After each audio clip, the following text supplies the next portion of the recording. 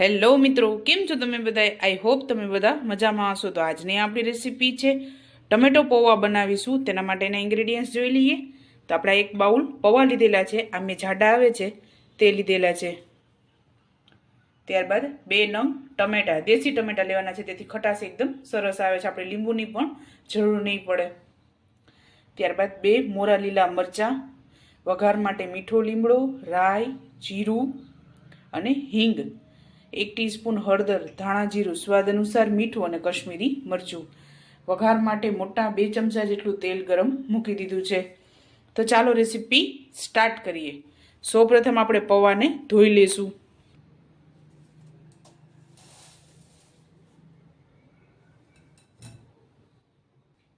તો આપણે બધા પૌવા ધોઈ લીધા છે. તો હવે આને નીતરવા દેશું, ત્યાં સુધી આપણે વઘાર કરીશું. તો આપણું તેલ ગરમ થઈ ગયું છે. સૌપ્રથમ રાઈ અને જીરું એડ કરીશું.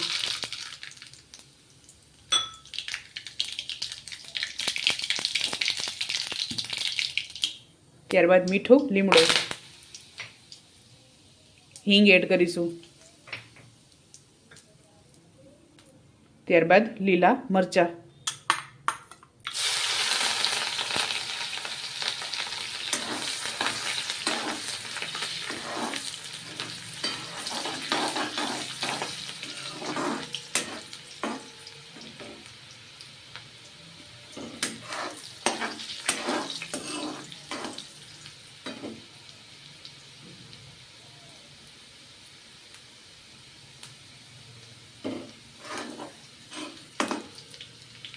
ત્યારબાદ ટમેટા એડ કરીશું.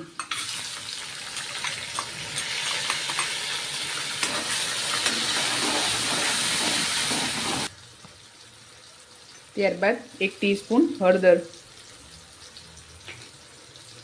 ત્યારબાદ 1 ટીસ્પૂન ધાણા જીરું, સ્વાદ અનુસાર મીઠું,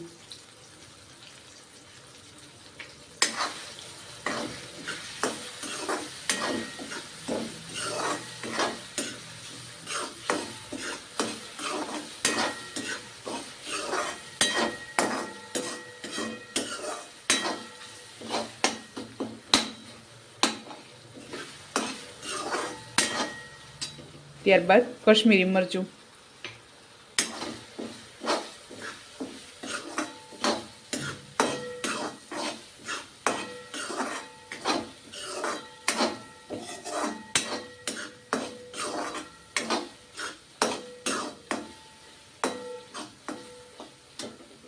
આમાં તમે ગળાશ ખટાશ તમારા ટેસ્ટ અનુસાર તમે કરી શકો છો. તો આપણા ટમેટા એકદમ સોફ્ટ થઈ ગયા છે. તેમાં પૌવા એડ કરીશું.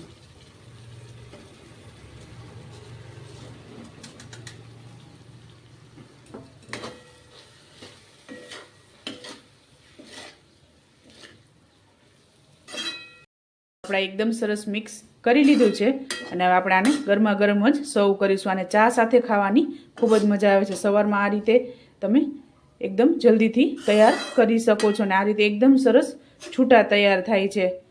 આમાં તમે રતલામી સેવ કે સાદી સેવ એડ કરી અને ખાવાથી ટેસ્ટ એકદમ સરસ આવે છે. તો હવે આને સર્વ કરીશું. તો ચાલો મિત્રો, તૈયાર છે ગરમા ગરમ ટમેટો પૌવા.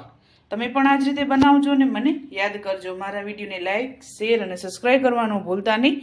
તો ચાલો મળીશું નેક્સ્ટ વિડીયોમાં.